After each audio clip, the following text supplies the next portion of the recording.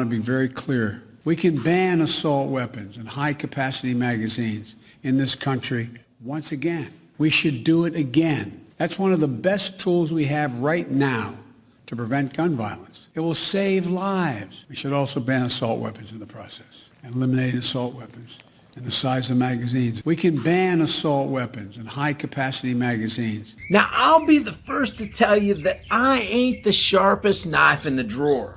As a matter of fact, as I think about it, sometimes I'm not even cognizant enough to be in the general vicinity of a kitchen.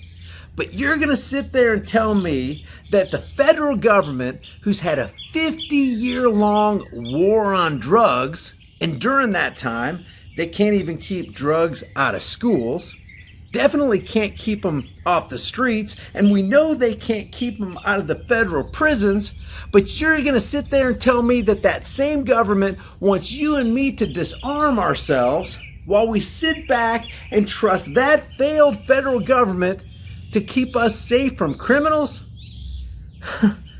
Can anybody explain to me how that works?